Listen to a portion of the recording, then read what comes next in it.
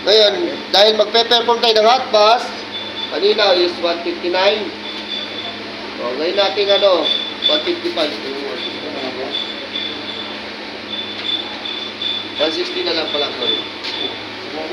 Sorry. Oh, 160. Yeah, 160. From the word hot, anong kailangan? O, mas mainit. Para masunog yung kabilang, yung well 2. Pag sinabing well 2, sa inyong well 2, ito yung gilid, yan. Yan yung well 2. Para magkaroon kayo ng pattern, lalagyan nyo ng, double purpose na yon, lalagyan nyo ng, padadaanan nyo ng cutting disc, sabay linis na yon.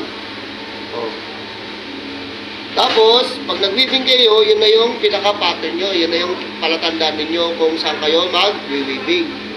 Ganito ang ibig kong sabihin. Ang gagawin, lalagyan lilinisan yung, alis ka dyan,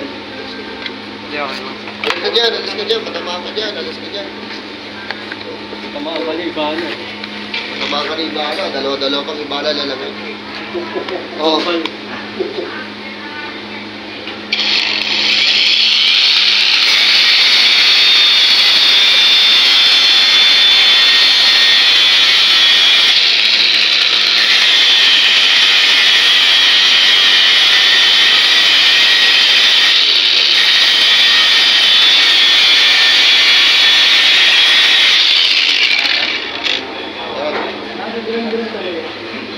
Gano'ng kalalim yun?